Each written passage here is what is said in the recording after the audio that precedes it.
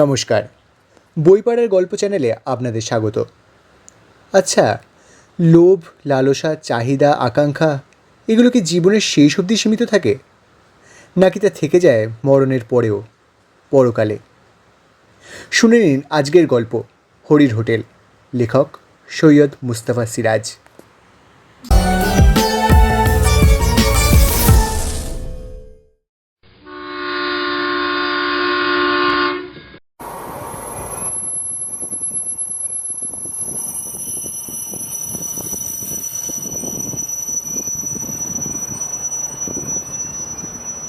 স্টেশনের ট্রেন থামতে না থামতেই যাত্রীদের মধ্যে হুলস্থুল বেঁধে গেল। ভিড়ে ঠাসা কামরা, পিছন থেকে তার উপর প্রচণ্ড চাপ টের পাচ্ছিলাম। তারপর দেখলাম কেউ কেউ আমার কাঁধের ওপর দিয়ে কসরত দেখিয়ে সামনে চলে যাচ্ছে, সেই সঙ্গে প্রচণ্ড চেঁচামেচিও চলছে। অবশেষে ঠেলা খেতে খেতে যখন প্ল্যাটফর্মে পড়লাম, তখন আমার ওপর দিয়ে অসংখ্য জুতো পরা পা ছুটে যাচ্ছে। অনেক চেষ্টার পর উঠে দাঁড়িয়ে দেখি অন্য সব কামরা থেকেও পিলপিল করে মানুষ বেরিয়ে স্টেশনের গেটের দিকে ছুটে চলেছে। রাগ করে লাভ নেই, কার ওপরই বা রাগ করব। নিমেষে প্ল্যাটফর্ম নির্জন নিঝুম হয়ে গেল। কাঁধের ব্যাগ আর পোশাক ঝেড়ে ঝুড়ে রুমালে মুখ মুছলাম। ট্রেনটা হুইসেল বাজিয়ে আস্তে সুস্তে চলে গেল। সেই সময় হঠাৎ মাথায় এলো ট্রেনে ডাকাতি হচ্ছিল সম্ভবত, তাই অত যাত্রী প্রাণ ভয় ট্রেন থেকে ঝাঁপিয়ে পড়ে পালিয়ে গেল। এতক্ষণে ভয় পেলাম। রাত 8টা বাজে। প্ল্যাটফর্মে আর স্টেশন ঘরে আলো জ্বলছে, গেটে মানুষজন নেই। সেখানে গিয়ে একটু দাঁড়ালাম। ডাকাতরা ট্রেন থেকে নেমে স্টেশন ঘরে ঢুকে হামলা করছে কিনা দেখবার জন্য উঁকি মারলাম। না, স্টেশন ঘরে উর্দি পড়া এক ভদ্রলোক চেয়ারে বসে চোখ বুজে ঝিমোচ্ছেন। তাকে বললাম, একটা কথা জিজ্ঞেস করতে পারি কি? তিনি চোখ না খুলেই বললেন, পারেন, তবে আপনার বরাতে হরির হোটেলই আছে। অবাক হয়ে বললাম, হরির হোটেল মানে? এ তল্লাটে নতুন এসেছেন? যাবেন কোথায়? আগে কাঞ্চনপুর। সেখানে কার বাড়ি যাবেন? এবার একটু বিরক্ত হয়ে বললাম, সেখানে আমার বন্ধুর বাড়ি। রেলকোট পরা ভদ্রলোক এবার চোখ খুলে একটু হেসে বলল, আপনার বন্ধু আপনাকে এখানকার হাল হদিস কিছু জানায়নি দেখছি। তা কি আর করবেন, হরির হোটেলই এখন আপনার ভবিতব্য। কথা না বাড়িয়ে বললাম, গেটে তো টিকিট নেওয়ার কোনো লোক দেখলাম না, টিকিট নেবেন কি? টিকিট কেটেছেন? তা আবার এ তল্লাটে নতুন প্যাসেঞ্জার, টিকিট কাটবেন বই কি? ইচ্ছে হলে দিন, না হলে দেবেন না। বুঝলাম এই ভদ্রলোক স্টেশন মাস্টার, মাথায় হয়তো একটু ছিট আছে। টিকিটটা ওর সামনের টেবিলে রেখে বললাম, আচ্ছা এবার বলুন তো, অত সব যাত্রী ট্রেন থেকে ওভাবে মরিয়া হয়ে নেমে দৌড়ে পালালো কেন? আজ যে শনিবার, তাতে ট্রেন আবার 4 ঘন্টা লেট। বুঝলাম না। বুঝতে পারবেন, গেট পেরিয়ে নিচের চত্বরে যান, ঠিক বুঝতে পারবে।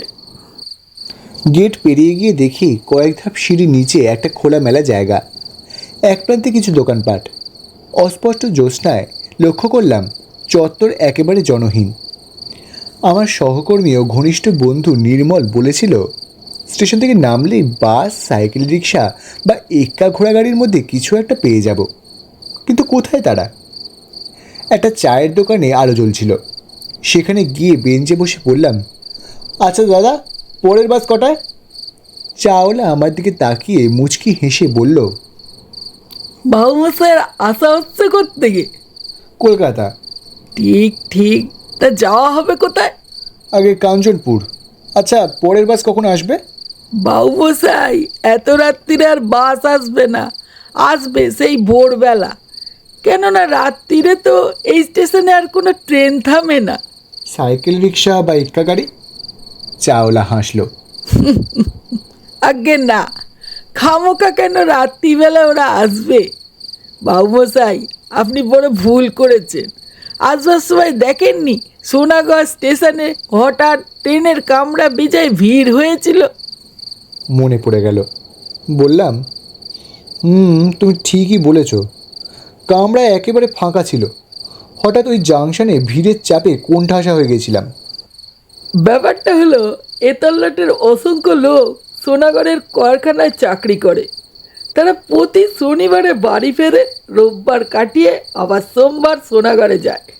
আপনি যদি ট্রেন থেকে নেমেই ওদের সঙ্গে দৌড়ে আসতেন, তাহলে হয়তো বাস বা সাইকেল রিক্সা নয়তো এক্কা গাড়ি ঢুকে যেতে পারতেন। হ্যাঁ, সহজে পারতেন না, একটু কসরত করতে হতো, এই যা। এবার ব্যাপারটা বুঝতে পারলাম।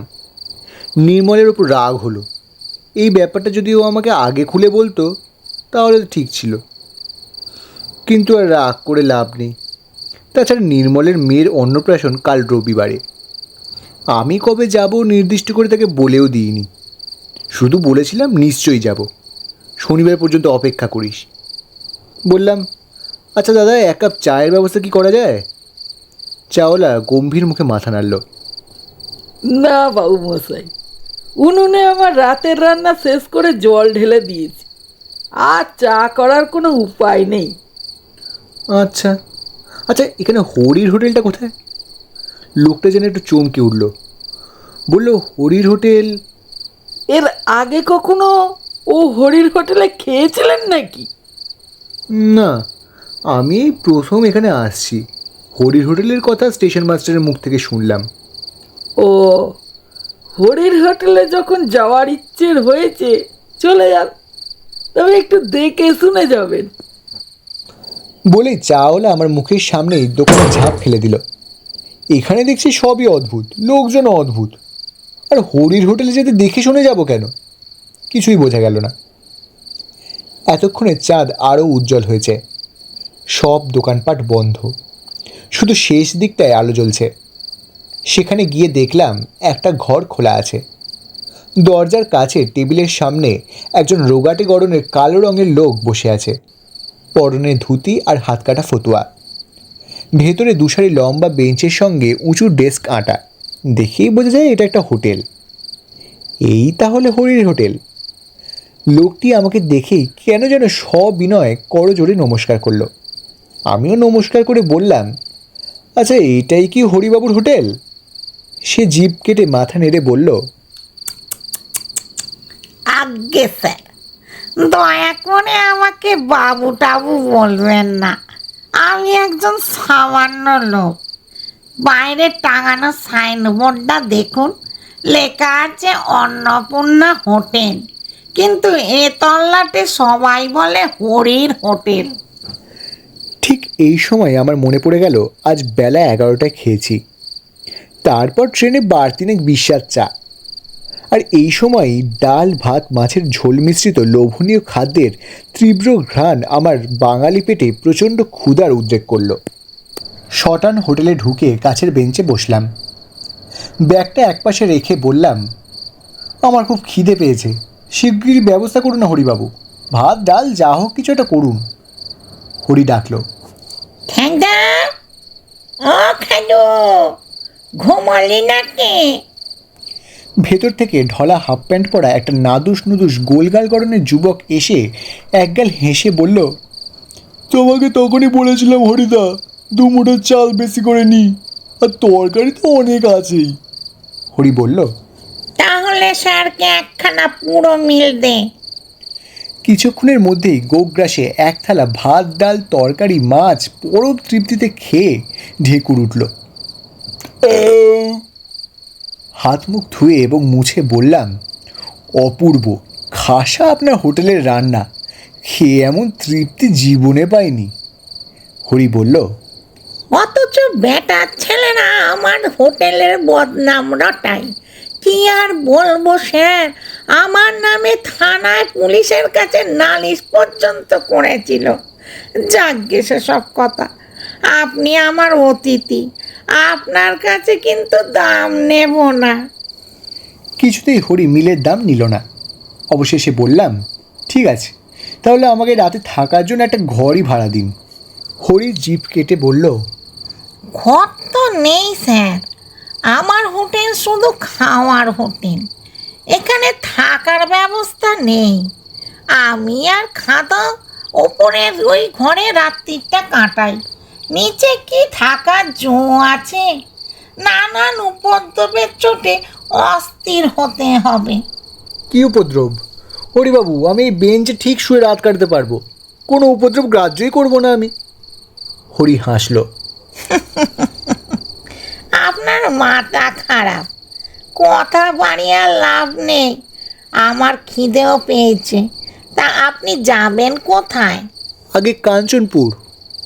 দিব্যি জ্যোৎস্না রাত্রির, মোটে তো 3 কিলোমিটার রাস্তা, হাঁটতে হাঁটতে চলে যান, কোনো ভয় করবেন না।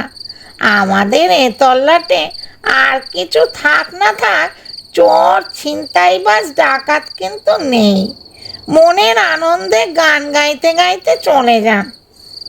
অগত্যা হোটেল থেকে বেরিয়ে আসছি, হঠাৎ হরি ব্যস্তভাবে ডাকলো, স্যার, ও স্যার, স্যার। ঘুরে দাঁড়ালাম। সে আমাকে অবাক করে 6টা অ্যান্টাসিড ট্যাবলেট আমার হাতে গুঁজে দিল। বললাম, অ্যান্টাসিড ট্যাবলেট কি হবে? হরি মুচকি হেসে বলল,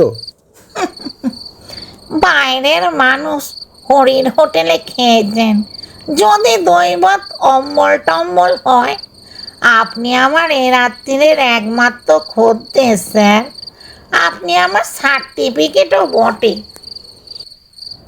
বলে সে হোটেলে ফিরে গেল। আমি এতক্ষণে একটু চিন্তায় পড়লাম।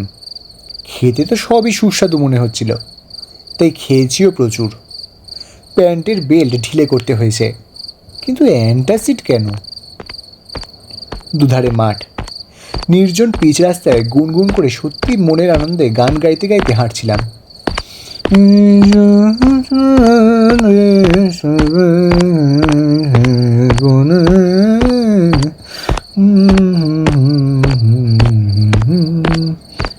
জ্যোৎস্নায় চারিদিক বেশ স্পষ্ট।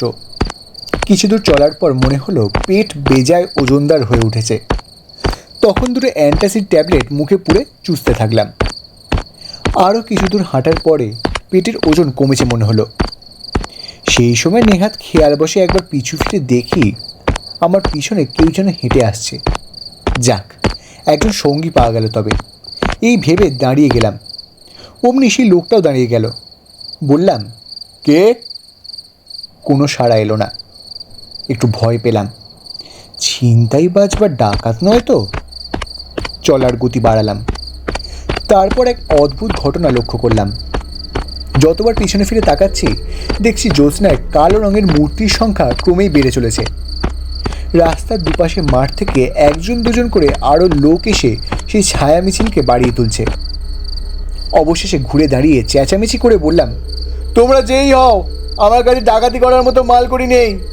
বন্ধুর মেয়ের অন্নপ্রাশনে উপহার দিতে কিছু পুতুল আর জামা কিনেছি।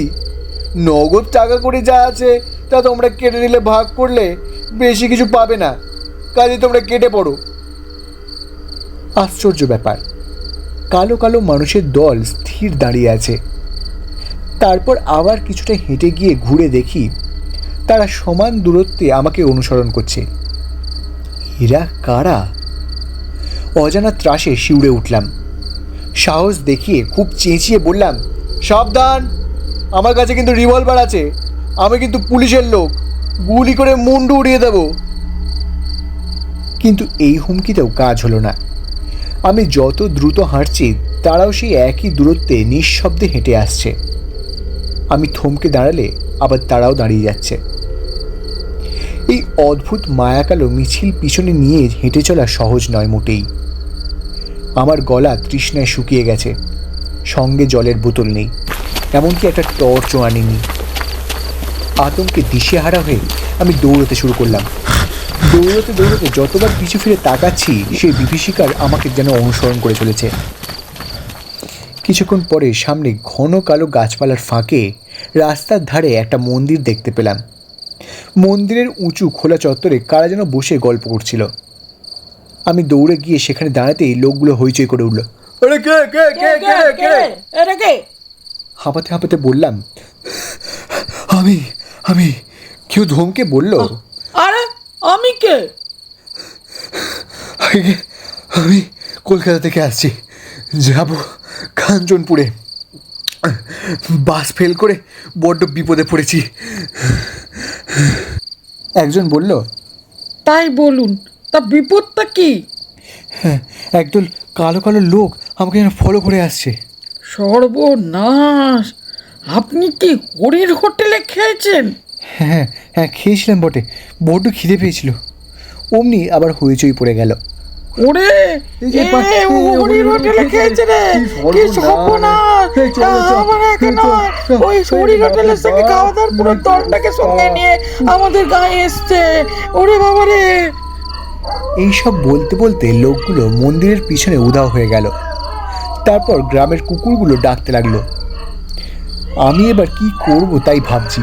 সেই সময় দেখলাম উঁচু চত্বরের পাশে একজন লোক দাঁড়িয়ে আছে। বললাম, দেখুন না মশাই, কি অদ্ভুত ব্যাপার, বিপদে পড়ে এখানে ছুটে এলাম, অথচ ওরা পালিয়ে গেল কেমন? লোকটা খিক খিক করে হেসে বলল, পালাবের তো কথা, আপনি হরির হোটেলে খেয়েছেন কি না? করুণ সুরে বললাম, কেন, হরির হোটেলে খেলে কি হয়? যে খায় সে ভেদ বমি করে টেসে যায়। আমি কিন্তু এসে যাইনি, হরিবাবু আমাকে অ্যান্টাসিড দিয়েছিলেন, দুটো খেয়েছি।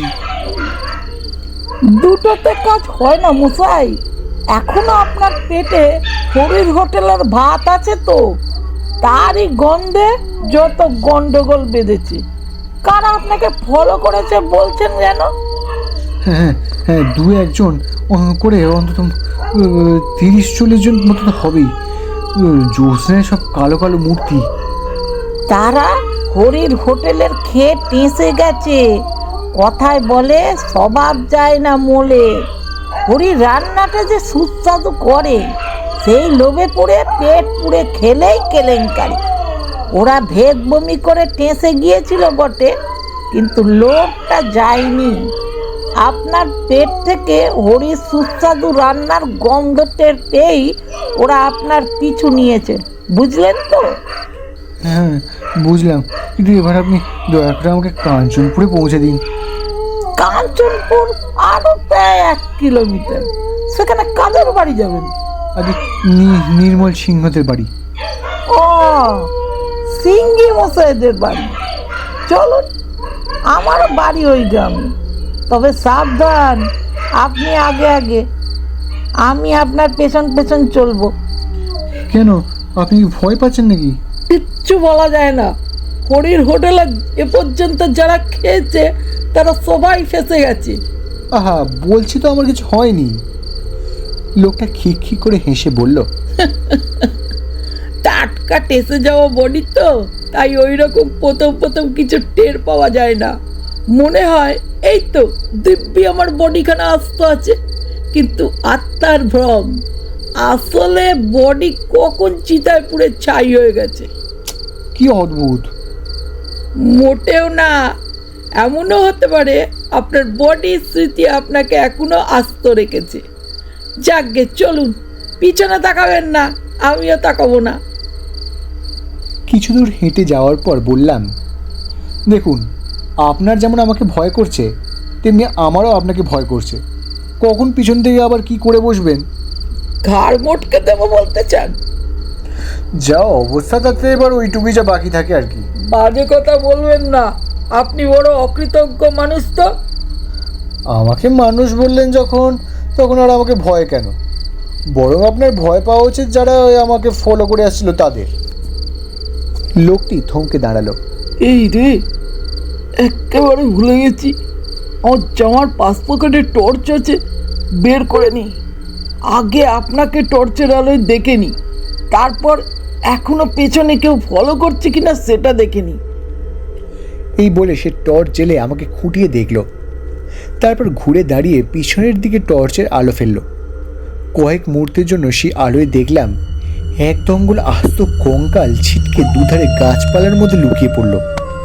আর লোকটাও সেই দৃশ্য দেখে প্রচণ্ড বেগে দৌড়ে কোথাও যেন উধাও হয়ে গেল।